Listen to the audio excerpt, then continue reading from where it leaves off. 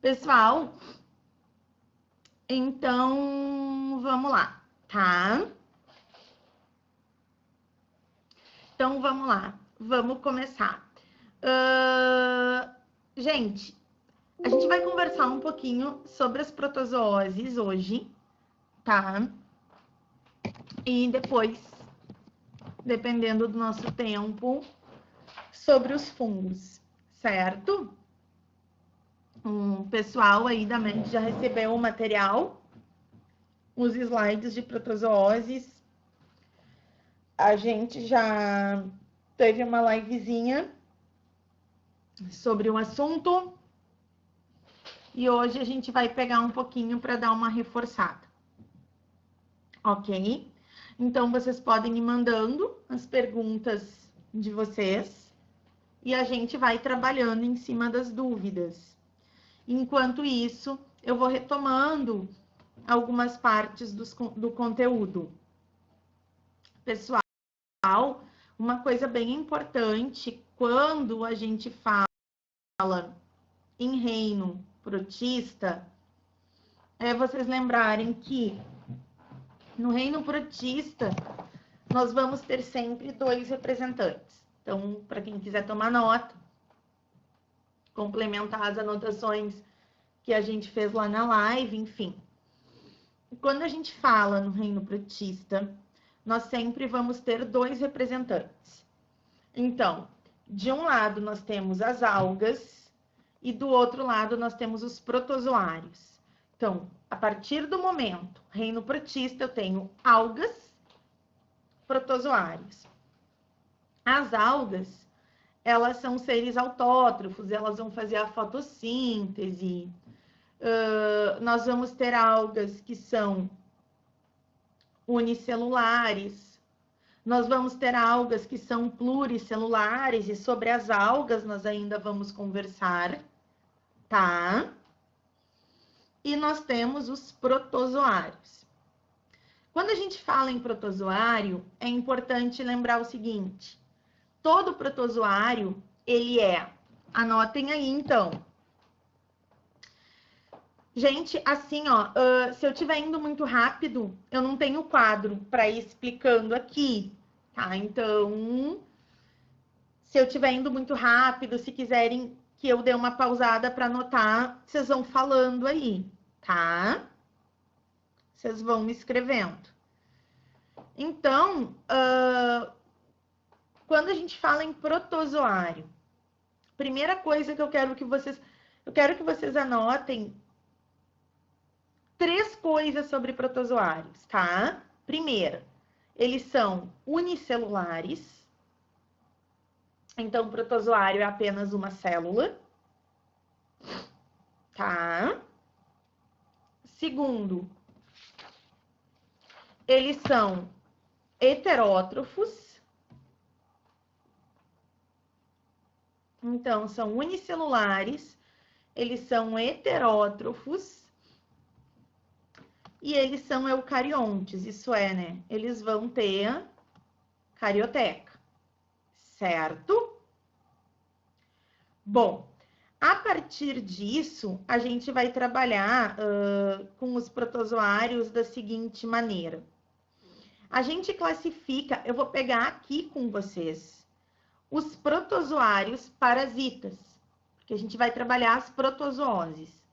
E aí, dentro dos protozoários parasitas, a gente sempre vai trabalhar eles de acordo com as estruturas ali de locomoção que eles têm, enfim, certo?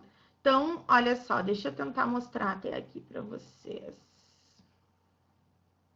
Ó, os protozoários, pessoal, eles sempre vão ser unicelulares, tá? Então, aqui a gente tem exemplos de protozoários unicelulares. Vocês podem ver que é uma célula só.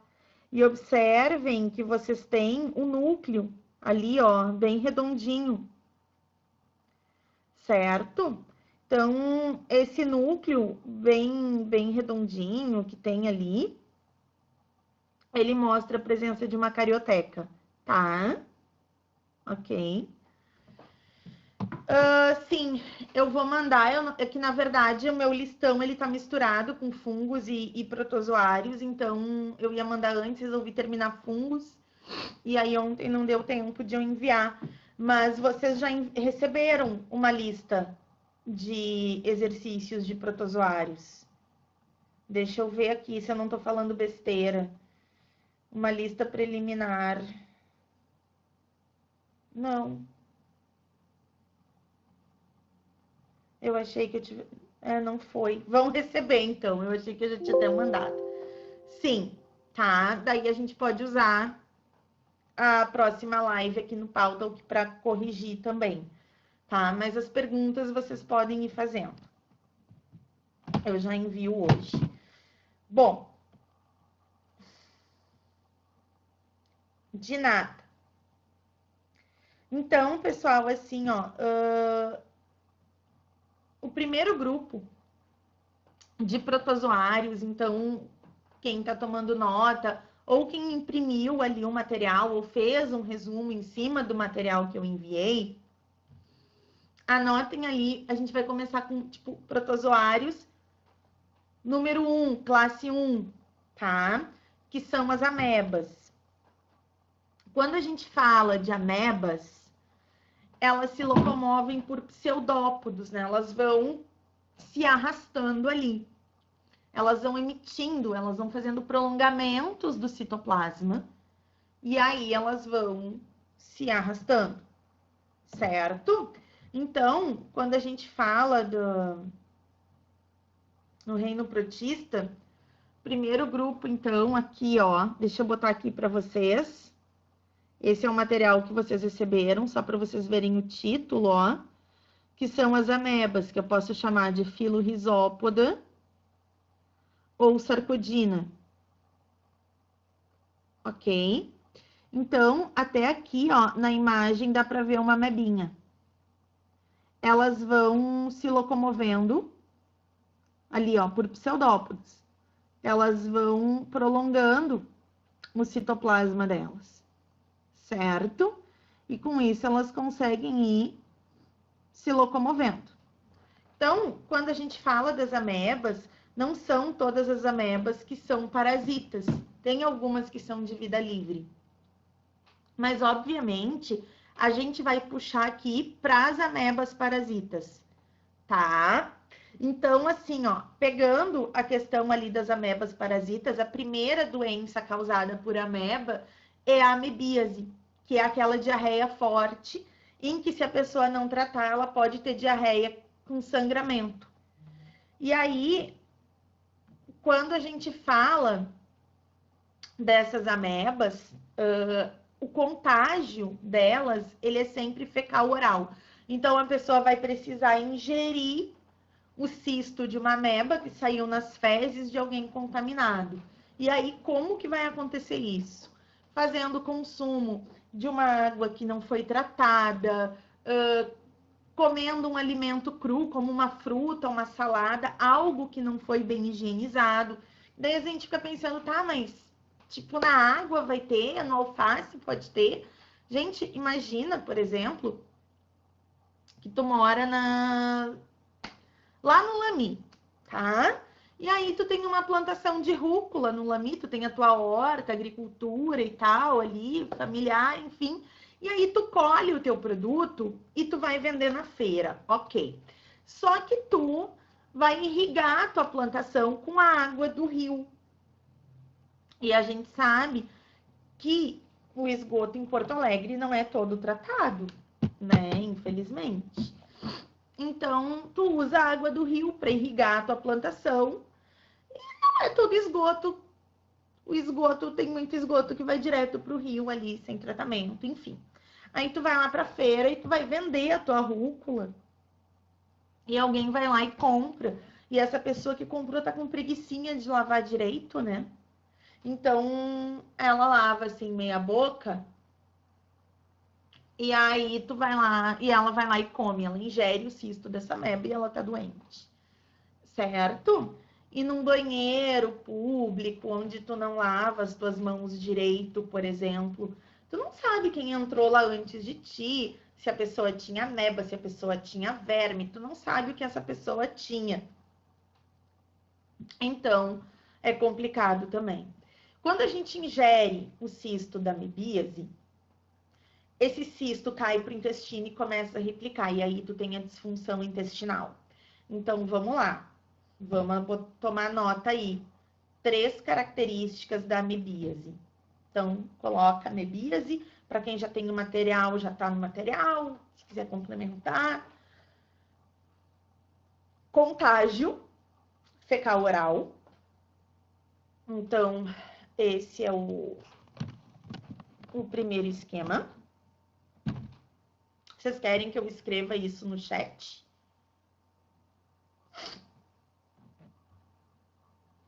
Tem alunos? Querem? Tá. Então, assim, vamos lá. A gente vai ter a amebíase, certo? A amebíase, ela é causada por um protozoário chamado entamoeba histolítica. E aí a gente vai ter o seguinte, vamos lá. Contágio. Fecal oral.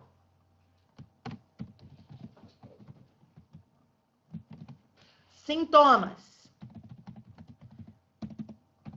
Dores no corpo. Diarreia.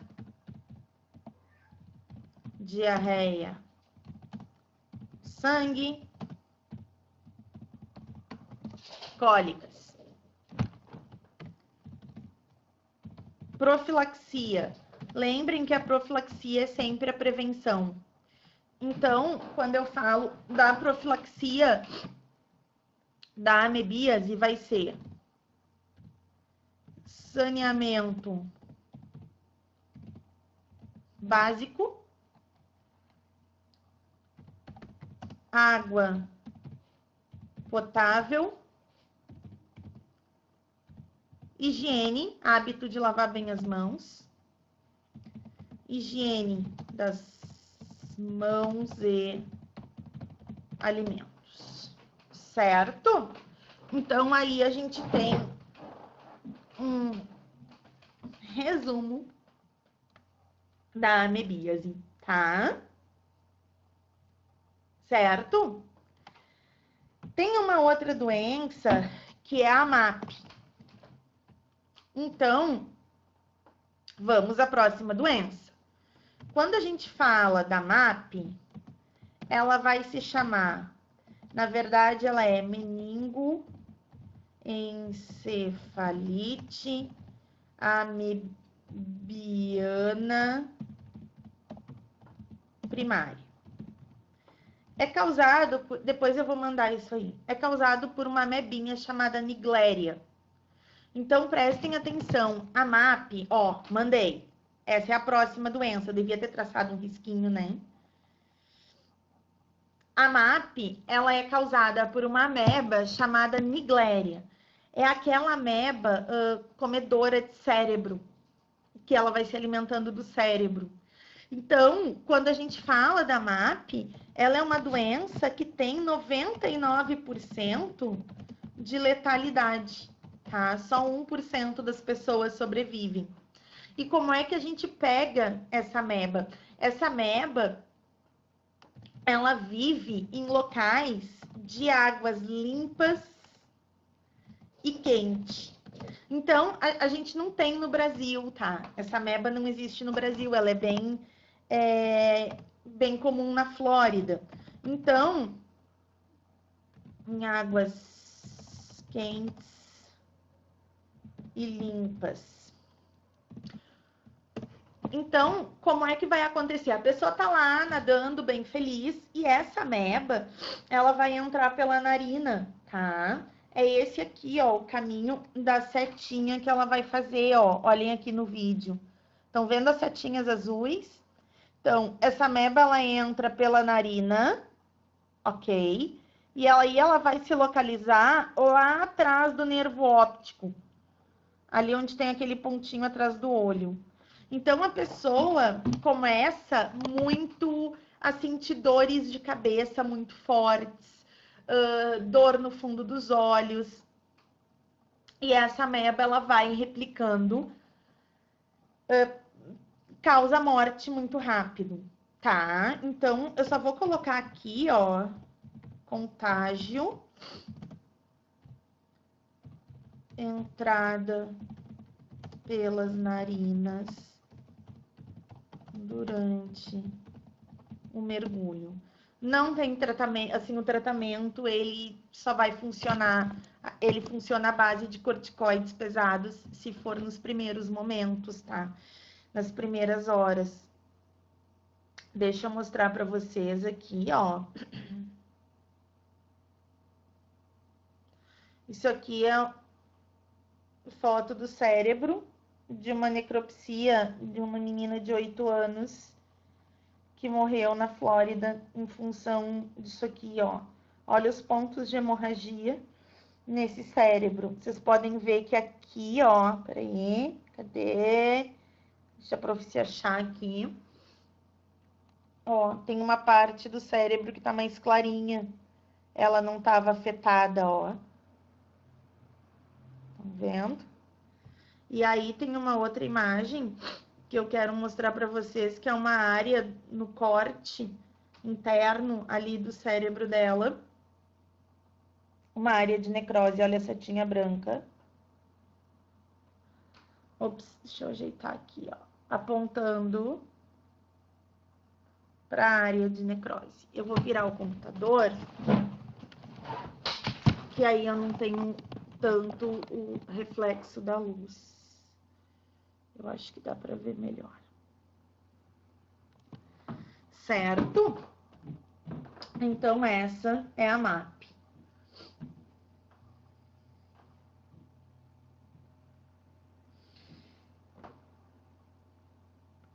Em época de pandemia, a gente tem aulas sobre doenças apavorantes, que é para minimizar o pânico coletivo.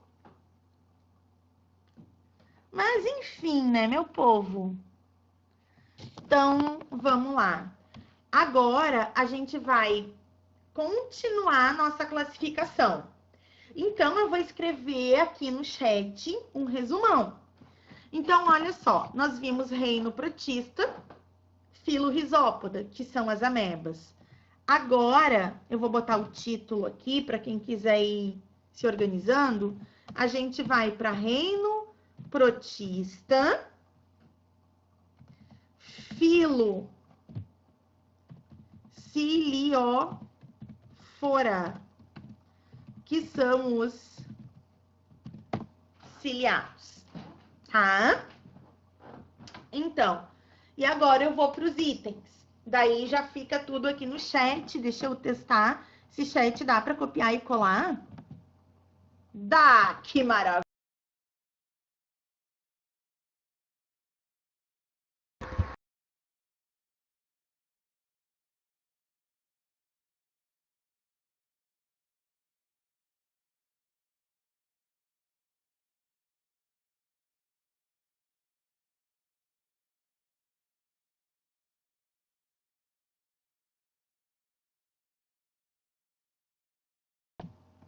Não sei o que aconteceu.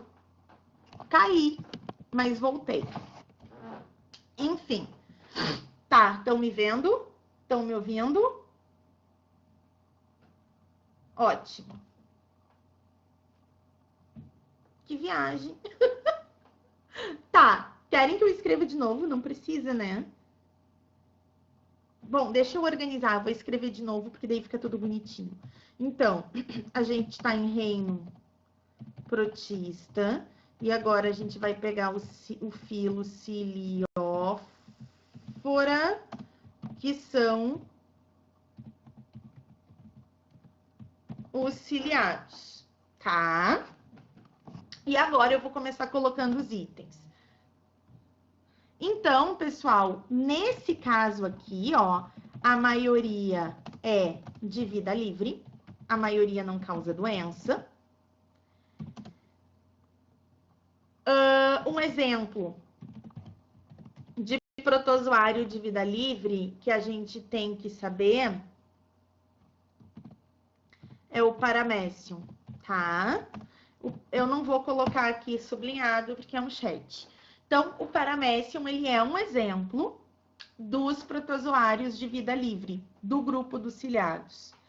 Esse grupo, ele vai ser chamado de ciliados porque a locomoção vai se dar por cílios. Eles são cheios de cílios em torno do corpo. Deixa eu mostrar uma foto de um ciliado aqui para vocês. Se vocês olharem bem no entorno da membrana dele, tem uns cíliozinhos, tem tipo uns pelinhos, tá? É o que ele vai usar para se locomover. Vou mostrar outra foto. Uma imagem, na verdade, bem tratada, né? Mas que a gente consegue ter uma noção melhor. Olha aqui, ó. Esse aqui é um Paramecium, tá? Então, ele é uma célula. O que vocês estão vendo ali dentro são as organelas dele. Ele é unicelular, tá? Aquelas estruturazinhas ali dentro são as organelas. Uma característica bem importante dos ciliados vai ser a presença de uma estrutura que a gente vai chamar de vacúolo. Esse vacúolo é essa estrutura aqui, ó.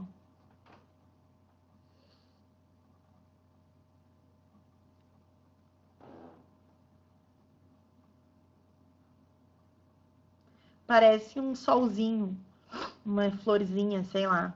Esse vacúolo a gente vai chamar de vacúolo contrátil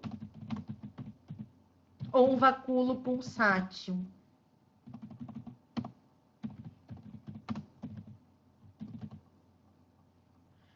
Porque ele contrai e relaxa. Ele fica fazendo isso aqui, ó. E aí, fazendo isso, ele faz a osmorregulação. Ele regula a quantidade de água. Ali ficou digitado errado, presença de um vacúolo contrátil ou pulsátil, fazendo a osmorregulação, tá? E outra característica, ele tem 2 núcleos, tá? Então, veja bem, esse Paramecium, os ciliados, eles possuem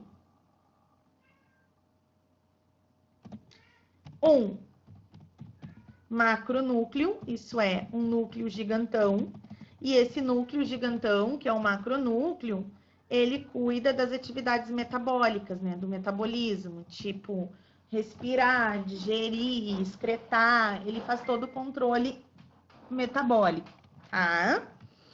E eles vão ter também um micronúcleo. E esse micronúcleo, ele vai ser responsável pela reprodução desse ser unicelular. Se vocês estiverem ouvindo uns miados, não reparem, são meus gatos que estão enlouquecidos. Os 2 ali na sacada.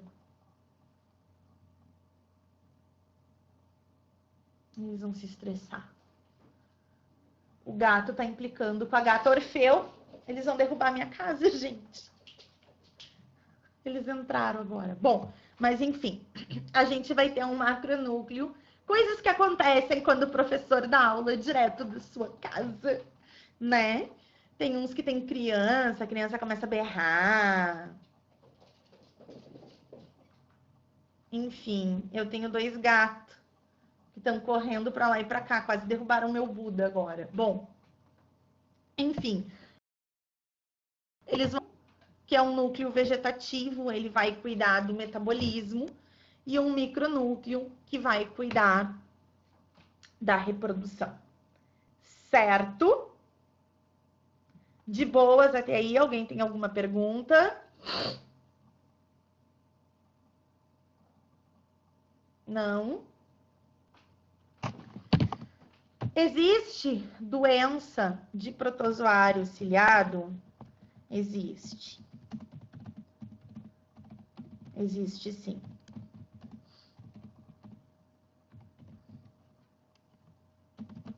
Cai muito?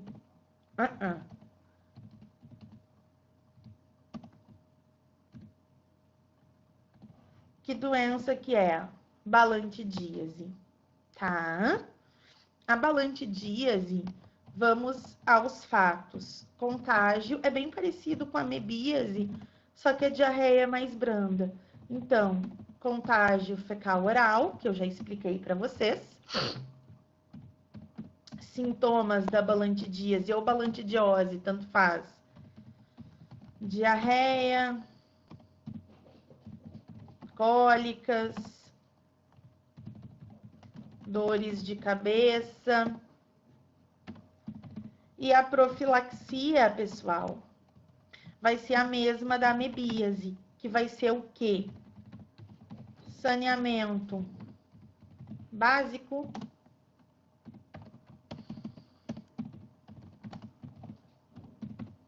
água potável,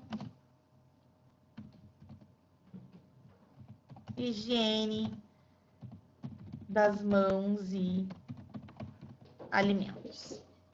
Certo? Bom, então, a gente vai ter aqui o seguinte. Quando a gente fala de protozoários ciliados, desculpa, gente. Quando a gente fala de protozoários, só um pouquinho. Não vai dar, tia quieta aqui. Gente, ela vai derrubar a minha casa. Dá oi pro pessoal, ó. Gente, olhem a cara do terror. Isso aqui é um terror. Dá oi agora. Dá oi. Ela tá enlouquecida. Ai, coisa linda. Ah, é. Amor, porque ela não tá botando a casa de vocês abaixo. Ela tá respirando assim, ó. Ela tá enlouquecida.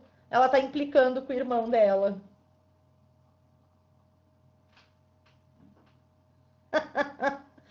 Fofura diz tchau. Essa é a Naomi, gente. Tá, agora, ó, tá aparecendo na aula. Tia quieta. Aquietou? Gente, sério, eu tava tucanada explicando aqui porque esse bicho tá enlouquecido. Não, olha. Pronto. Ela sentou agora. Gente, eu não sei se vocês estavam escutando uns barulhão assim na minha casa. Eles estavam... Meu Deus. O irmão dela, eles são irmãos mesmo, da mesma ninhada. Ele é gigante, ele é muito grande. Ela é um gato normal, o irmão dela é gigante. O irmão dela pesa 8,5 kg, gente. Vocês não têm noção. O gato é quase um tigre. Bom, então olha só. A gente terminou os ciliados, tá?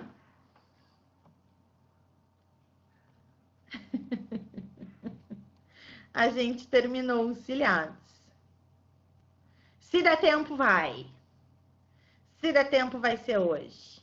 E aí, a gente vai, então, agora para reino dentro, vamos lá, de reino protista, filo mastigófora, que são os flagelados, tá? Dentre os flagelados, a gente vai pegar as principais protozooses, que são muitas. Então, eu vou botar aqui assim, ó, as características dos principais flagelados, das principais doenças. Então, a primeira doença de flagelados é a giardíase. E a giardíase vai ser causada por um protozoário chamado Giardia lamblia. Ok? Então, sobre a Giardia lamblia, gente, é um protozoário intestinal, tá? Então, ele vai ter as mesmas características tanto da amebíase quanto da balantidiose, tá? Então, eu vou botar aqui para vocês.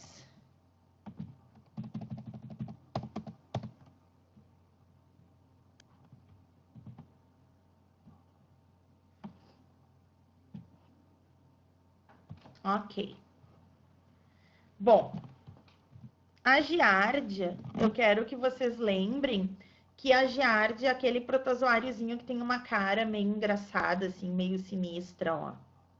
Não é uma cara, né? Porque é uma célula só, mas... Ó, isso aqui é uma giardia. E não, ela não tem olhos e nem boca, tá? São 2 núcleos, ok? Essa é a giardia sinistra. Essa é a giardia assustada. A próxima doença que a gente vai falar dentro dos protozoários flagelados é a tricomoníase. A tricomoníase, ela vai ser causada por um protozoário chamado Trichonomas vaginalis. Tá? Então, vamos lá. Contágio via sexual. Eu tô resumindo bem, né, gente? Não é só via sexual. Pode ser compartilhamento de uma toalha contaminada. Eu sempre digo, toalha é uma coisa íntima, né? A gente não compartilha quando tá em uso. Que nem compartilhar uma calcinha, uma cueca. Não, toalha cada um tem a sua, né? Tipo...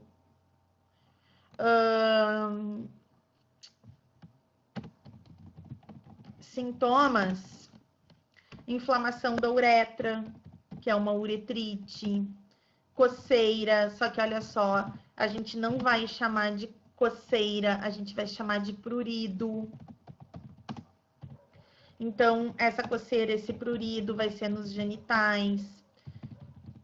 Corrimento purulento, tá? Esses são os principais sintomas. No homem, o sintoma é bem mais dolorido que na mulher. Por quê? Porque a uretra do homem ocupa todo o pênis, né? A uretra da mulher é um canal menor, tá? Enfim. E aí a gente vai ter a prevenção, que é a profilaxia, que vai ser o uso de preservativo. Camisinha, né, gente? É porque camisinha não previne só tricomoníase. Tricomoníase se cura. AIDS não, tá? Querem ver? Aqui, um pênis com tricomoníase, a glande.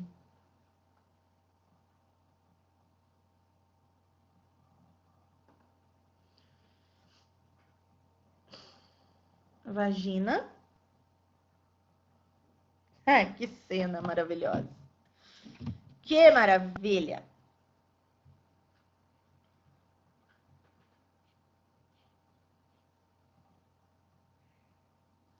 Gente, alguém tem dúvidas sobre reino protista? Porque eu estou retomando aqui.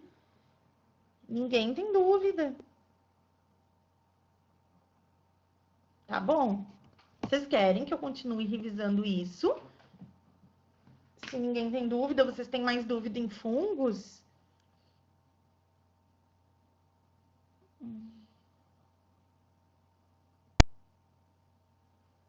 Bom.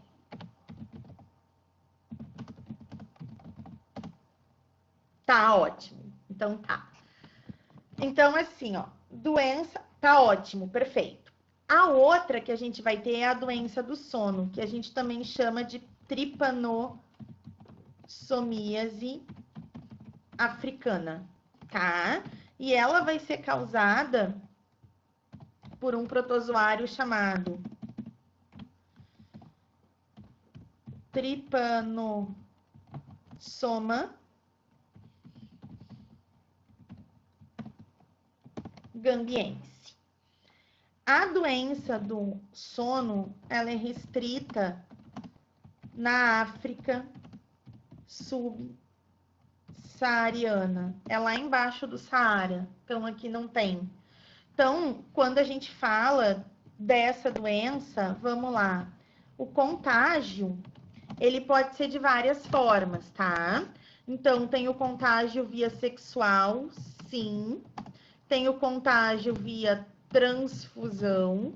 E o contágio clássico é pela picada de uma mosca hematófaga, de uma mosca que se alimenta de sangue, que a gente vai chamar de mosquinha tsetse. Essa mosquinha tsetse pertence a um gênero que a gente chama de glossina, tá?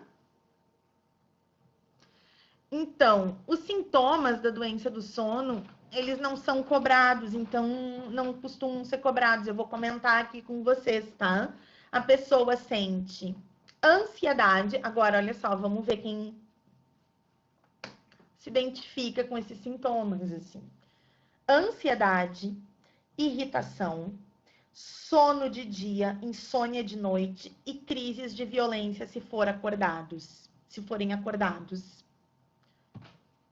De novo, ansiedade, irritação, insônia de dia, sono de dia, insônia de noite e podem ficar violentos se forem forçados a acordar. Pois é, eu acho que eu já tive essa doença algumas vezes também. Sabe, mãe, quando a gente mora com a mãe, que daí ela entra no quarto, bom dia! E abre aquela janela. Nossa, gente, eu acho que isso tá no DNA da mãe, entendeu? Eu acho que isso faz parte do DNA das mães. Difícil. Então tá, meus amores, doença do sono, basicamente isso. Vamos para a próxima doença, vamos ressaltar as mais importantes. Doença de Chagas. O mal de Chagas, né?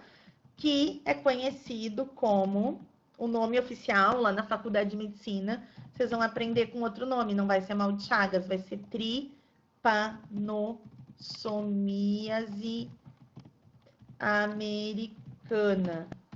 E aí ela vai ser causada por um protozoáriozinho chamado Trypanosoma cruzi. Ok? Essa doença, o mal de Chagas, não tem cura, tá? Então anotem aí, não tem cura. Contágio. Agora, gente, olha só. O contágio a gente vai ter que ter um cuidado, tá? Primeiro, o contágio pode ser por... Aliás, antes do contágio, vamos ao vetor, tá? Tem um vetor, que é um percevejo, que a gente chama de barbeiro. No norte do Brasil, ele é chamado de chupança. Como o Enem é uma prova única, pode aparecer esses dois termos, tá? Ele, na verdade, é um percevejo que pertence ao gênero Triatoma. Esse é o vetor, tá? Então, agora a gente já sabe quem é o vetor do mal de Chagas. Então, a gente vai ter que entender qual é contágio. Então, o contágio do mal de Chagas, ele pode ser via transfusão, numa transfusão de sangue. Ele pode ser com acidentes por instrumentos de punção, tipo uma agulha contaminada. Ele pode ser pela ingestão do inseto triturado contendo os parasitas. Olha só. O barbeiro, eu vou mostrar para vocês quem é o barbeiro. Ele gosta muito do sumo do açaí e ele gosta muito de caldo de cana, tá? Então,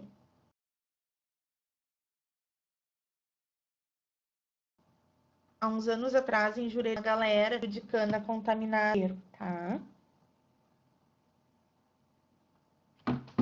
Então, assim, ó, se o barbeiro tem o protozoário e aí Tu vai lá e vai tomar um caldo de cana e tinha um inseto ali, o local não tem muita higiene, tritura a cana de qualquer jeito, o inseto tá no meio e é triturado, e tu toma, por mais que tenha sido coado.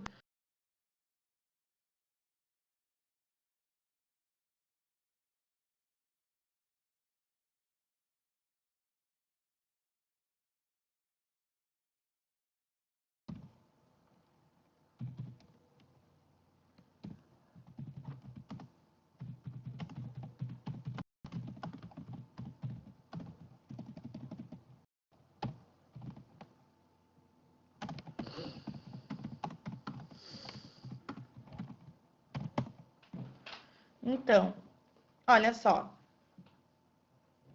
Quando a gente fala nessa questão do barbeiro, tá? Eu quero que vocês tenham a seguinte ideia. Quando a gente fala que é a partir da picada, eu não tô falando que é o ato da picada. Mas sim, o barbeiro, ele tem esse nome porque ele gosta de picar a face das pessoas, então ele vem e pica. E aí, na saliva desse barbeiro, tem um anestésico. A pessoa não sente. Quando ele abandona, e daí quando ele tá sugando, na verdade, ele defeca, ele larga fezes próximo ao local da picada. Quando ele vai embora, o efeito do anestésico passa e a pessoa vai começar a sentir coceira. Então ela coça. E quando ela coça, ela fricciona as fezes do inseto no local da picada. E aí o protozoário entra. Vamos botar aqui.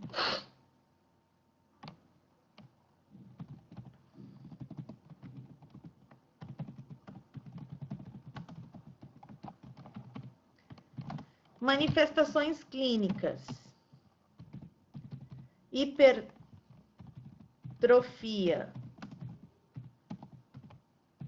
do coração. Essa hipertrofia do coração vai causar insuficiência cardíaca. Mas ele também pode causar a hipertrofia do esôfago. E aí, quando causa hipertrofia do esôfago, ele pode causar pneumonia por aspiração. E ainda, ele pode causar a hipertrofia intestinal, causando obstrução. Como é que esse parasita ele vai causar essas hipertrofias? Ele faz ninhos dentro das células, tá? Então, ele vai fazer ninho dentro da célula do coração, ele vai fazer ninho dentro das células do esôfago, ele vai fazer ninho dentro das células do intestino. Ele entra na célula e perde o flagelo. Então, deixa eu mostrar aqui para vocês na câmera um coração com chagas. Vocês viram que esse coração perdeu até a forma, né? Um pedaço de intestino retirado em cirurgia. Olhem o tamanho que tá esse negócio. Isso é um pedaço de alça intestinal, tá, gente? Retirada em cirurgia. E aqui é uma foto de um corpo humano cuja causa-morte foi chagas, tá? Vocês podem ver aqui, ó. Deixa eu pegar aqui. Olha essa parte do intestino delgado, gente. Toda detonada. E isso aqui, ó, que vocês estão vendo aqui, onde tô passando o dedo, não é o fígado. O fígado tá aqui, ó. Isso aqui é uma alça de intestino grosso. Totalmente deslocada, totalmente detonada, tá? Cuidem, porque assim, ó, o mal de Chagas, ele não é uma doença só de humanos, ele é uma doença que, na verdade, vai atingir animais silvestres, tá? Ele vai pegar animais silvestres. E é uma doença ligada com o desmatamento. Então, quando acontece desmatamento, o barbeiro, ele migra para a cidade. Deixa eu botar o carregador no note aqui. Ele vai migrar para as cidades e aí acaba picando pessoas. Então, Chagas não é uma doença exclusivamente humana, bem pelo contrário. E ele tem uma correlação direta com o desmatamento, tá? Então, pegando a prevenção de Chagas, se a gente fosse falar na profilaxia,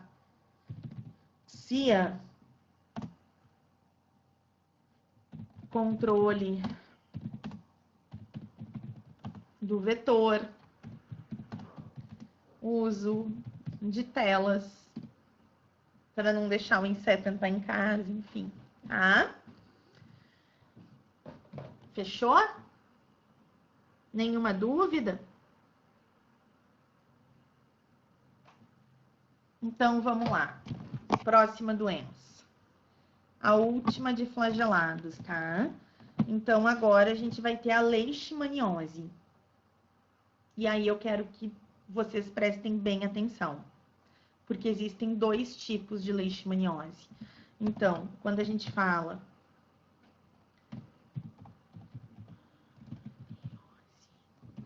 ela pode ser a tegumentar ou visceral, tá?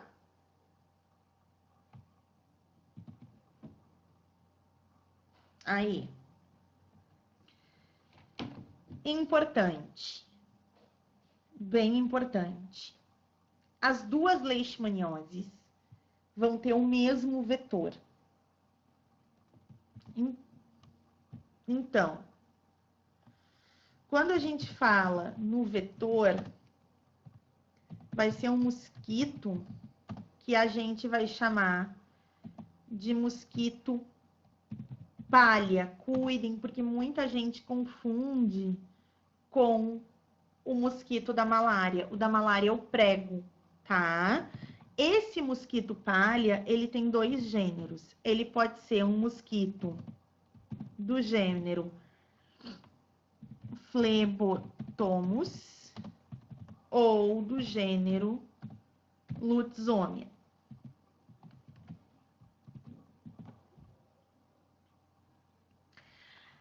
A leishmaniose, ela vai ser uma doença que vai atacar macrófagos. Então, o protozoário Leishmania ataca os macrófagos. O que são macrófagos? Macrófagos, pessoal, são células de defesa do nosso corpo. Isso é, eles são tipos de glóbulos brancos, tá? Eles são células que fazem a defesa do nosso corpo. E é ali que o Leishmania vai atacar. Certo? Então, cuidem, porque quem é que pode sofrer uma leishmaniose? Então, o protozoário, ele pode causar doenças em humanos, em cães e gatos é mais difícil, mas acontece também. Só que, pelo amor de Deus, eu vou botar tudo em letra maiúscula. Os cães e gatos não transmitem a doença para humanos.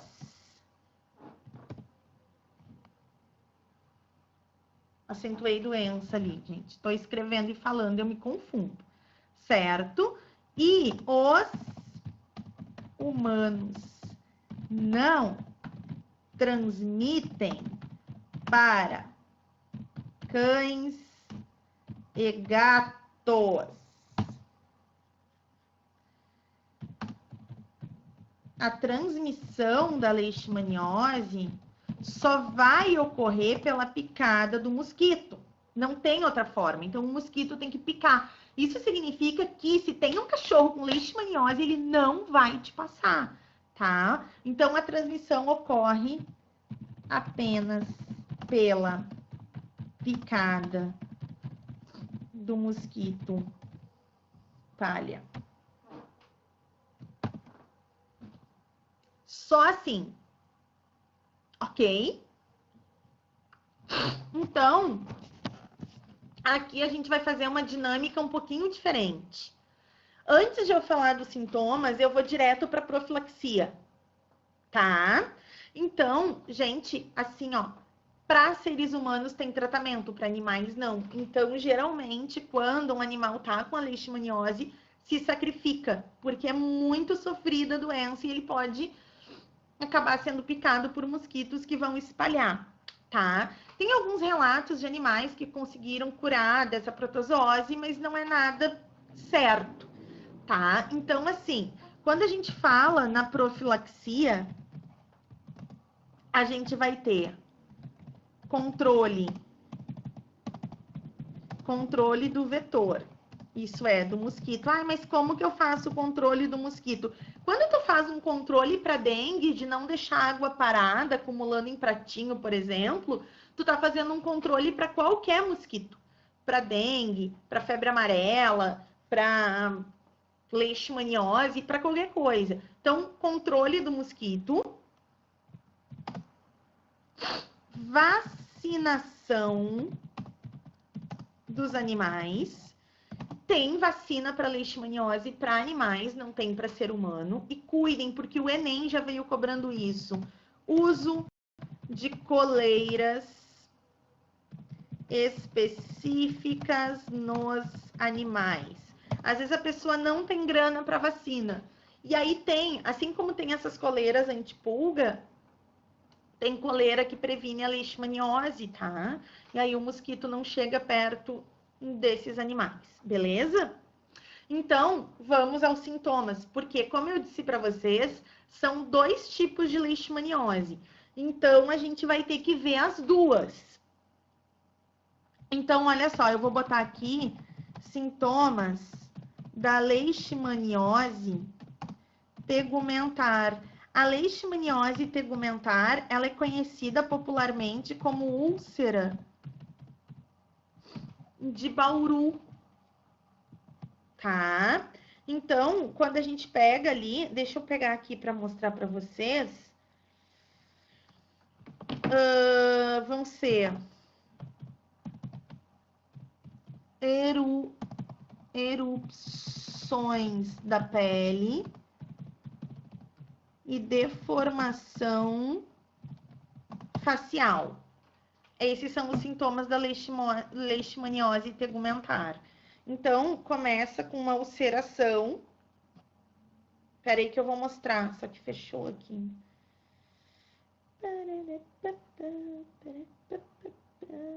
Quanta coisa nojenta.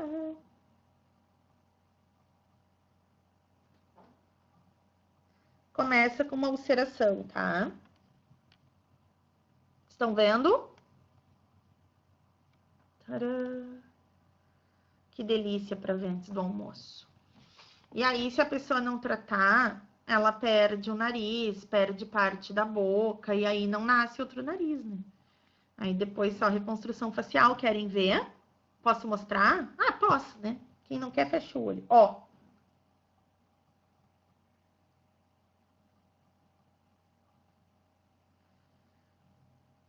De longe, aqui aproximando, dando close. Deixa eu virar a câmera.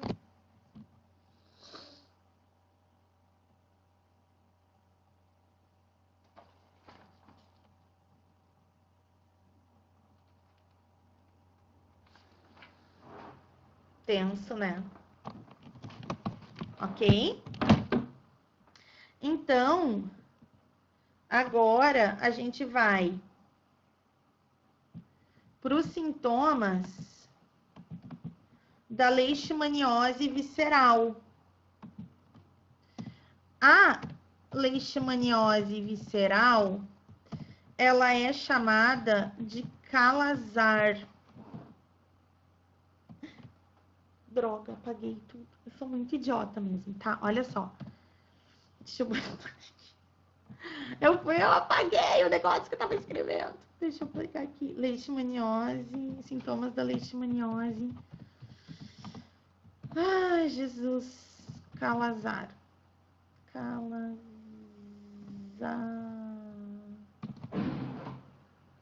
Agora sim.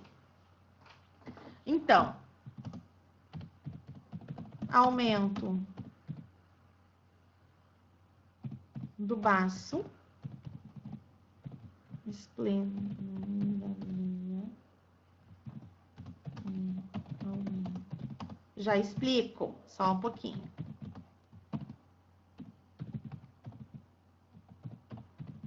Leishmaniose mata, tá? Então, os sintomas da leishmaniose visceral, ele é interna, a visceral é mais perigosa. Então, vai causar um aumento do baço, que a gente vai chamar de esplenomegalia, e um aumento do fígado, que a gente chama de hepatomegalia. Deixa eu mostrar. Pobrezinho.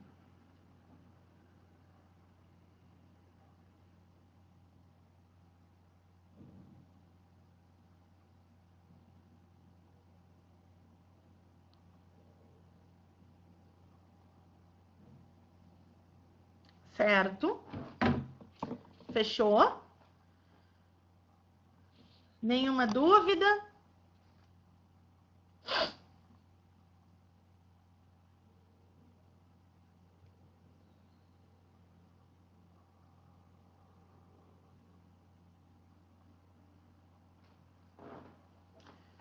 Então, aqui encerramos todos os flagelados. Falta o último grupo. Então, seguindo, nós estamos em reino protista. E agora a gente vai pegar o filo apicomplexa, que seriam os antigos esporozoários. E aí, uma coisa importante, esse filo, ele não tem estrutura locomotora, tá? Então, imagina assim, ó. Se ele não tem estrutura locomotora, gente, significa que são todos parasitas. Aqui a gente não vai encontrar protozoário de vida livre, tá? E existem duas doenças desse grupo, duas doenças deste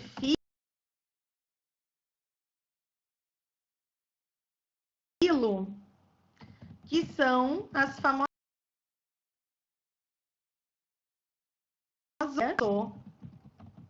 plasmose. Essas são as duas doenças desse filo. Então, se a gente for pegar a malária, por exemplo, a malária, ela também é conhecida em algumas regiões do Brasil como impaludismo, tá? E ela vai ser transmitida por um protozoário chamado Plasmodium. Tem várias espécies de Plasmodium, e a malária é a doença que mais mata no mundo, em torno de 1 milhão de pessoas, tá? Na África, a gente tem a malária maligna que mata demais. Então, olha só, o vetor. Quando a gente fala do vetor, é o famoso mosquito prego. Não confundam com o mosquito palha. Eu não sei o que acontece, mas a galera confunde direto o mosquito palha, que é da leishmaniose, com o mosquito prego, que é da malária. Esse mosquito prego, ele também é conhecido pelo seu gênero, que é o gênero Anopheles, tá? Então, o contágio é através da picada do mosquito, certo? Tranquilo até aí? Então, o que vai acontecer? Sobre a malária, a gente tem que saber o seguinte, que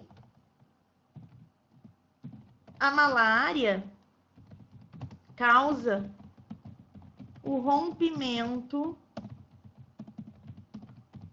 das hemácias, uma lise. E esse momento do rompimento das hemácias a gente chama de acesso malárico. Esse acesso malárico, ele é caracterizado por febre muito alta, por delírio, por tremores, por suor excessivo. Para vocês terem uma noção, uma pessoa que está tendo crise de malária, ela está no acesso malárico, naquele momento que as hemácias estão se rompendo, se colocam panos ou um mordedor dentro da boca da pessoa para que ela não quebre os próprios dentes tremendo, tá? Quem mora no norte do Brasil, a malária é muito comum.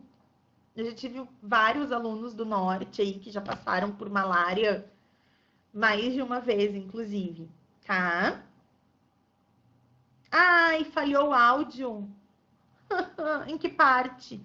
O que vocês não ouviram? Agora eu não sei em que falhou. Falhou tudo?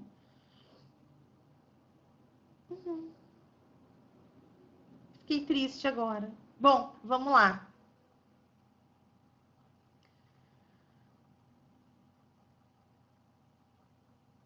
Ah, não falhou?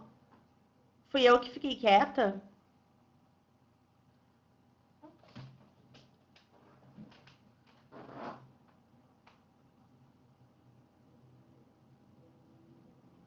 E agora?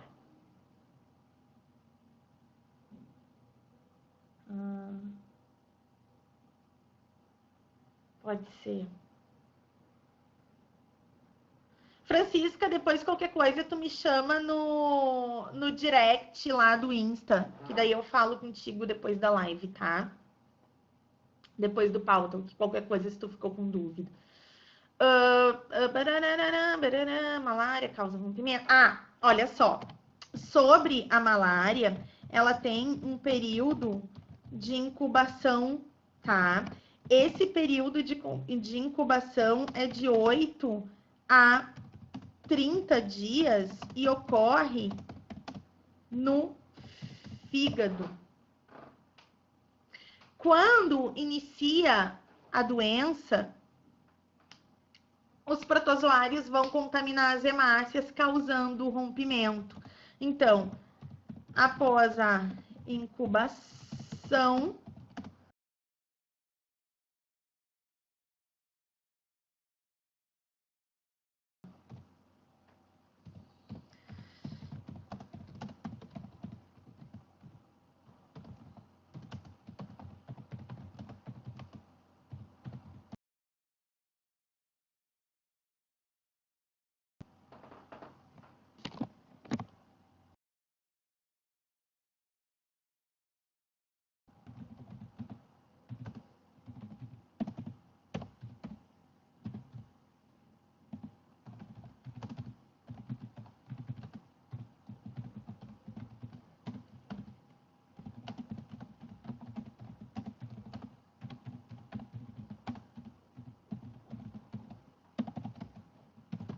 pronto.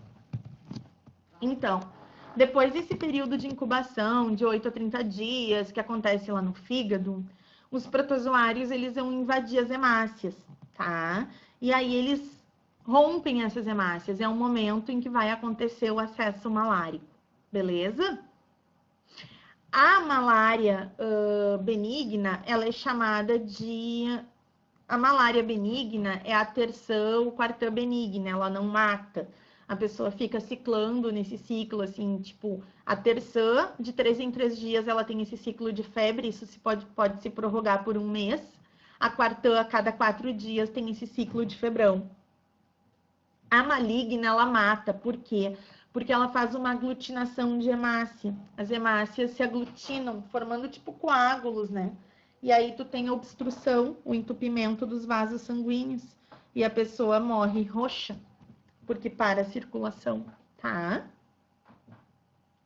Essa é a questão da malária maligna. E, encerrando a malária e indo para a última doença, nesses últimos 6 minutos de aula, nós temos, finalmente, uma doença chamada toxoplasmose, conhecida pelo protozoário Toxoplasma gondii. Ela é conhecida como a doença do gato, tá? Mas assim, no caso do... Vamos por o contágio. O contágio pode ser por transfusão, transplante de órgãos, contato direto com fezes de gatos contaminados, ingestão de água e água contaminada, ingestão de água e alimentos contaminados, ingestão de carnes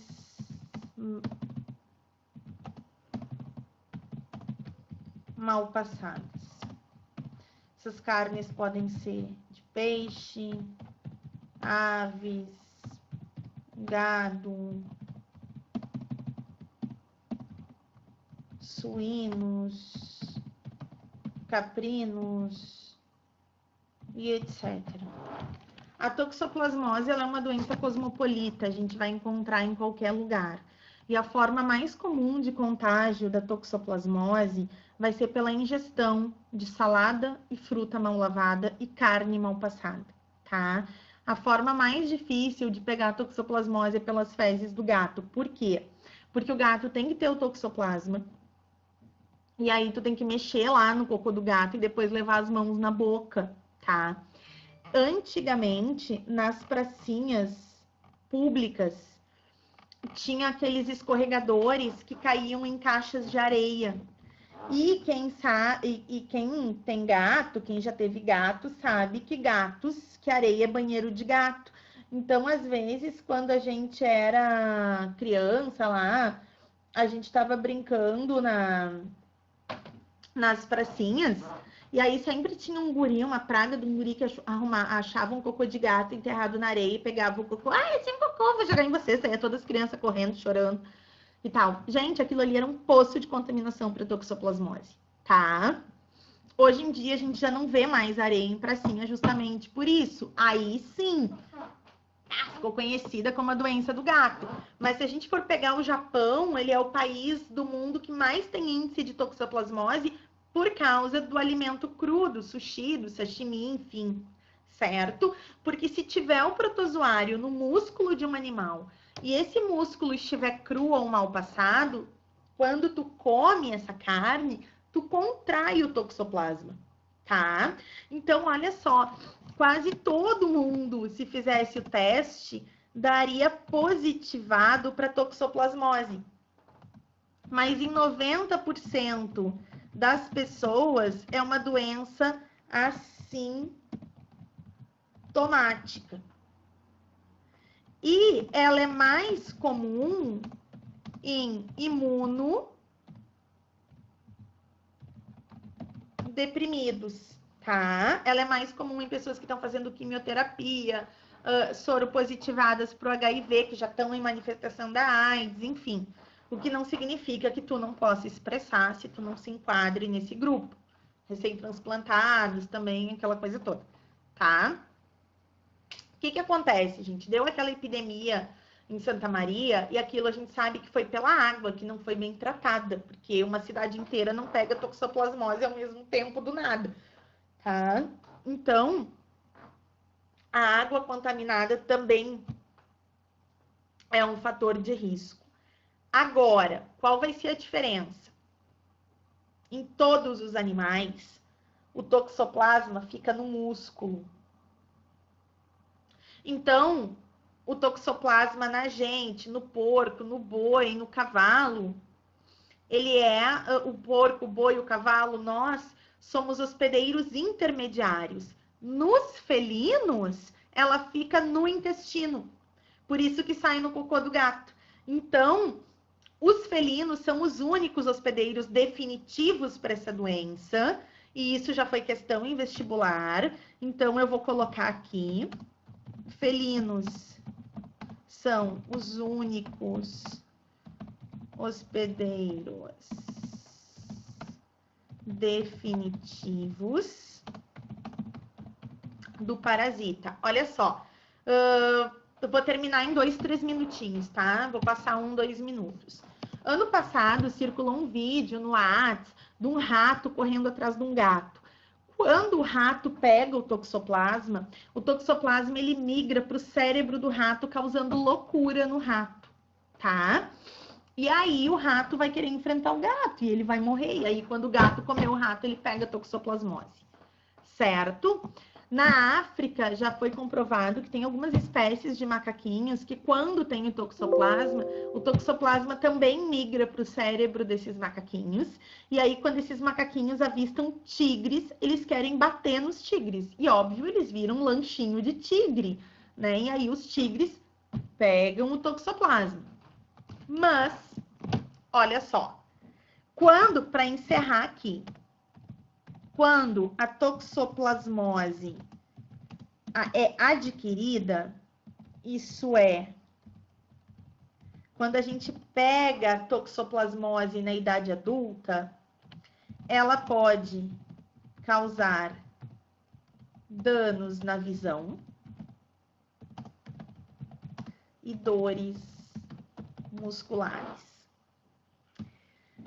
Tem gente que tem tipo assim, eu tenho muita dor no músculo do ombro, eu já tirei radiografia, eu já fui no ortopedista, eu já fui em médico da coluna, eu já fiz pilates, eu já fiz fisioterapia, eu já fiz tudo, eu tô sempre com essa dor e não aparece nada. Pode ser toxoplasmose, tá? Vai fazer o exame da toxoplasmose, que pode ser isso. Aí, a pior delas é último detalhe, é a toxoplasmose congênita. O que seria a toxoplasmose congênita? É o famoso contágio vertical. E esse termo tu tem que saber. O que é o contágio vertical? É de mãe para feto. E quando a toxoplasmose é congênita, que é de mãe para feto, olha tudo que ela pode causar. Surdez bilateral, um natimorto. Ela pode causar hidrocefalia, que é quando falta a drenagem dos líquidos no cérebro, a cabeça acaba dilatando. Vou pegar aqui. Hidrocefalia.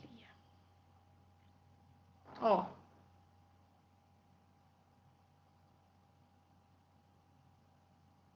Tá? Problemas de visão. Problemas cardíacos e renais.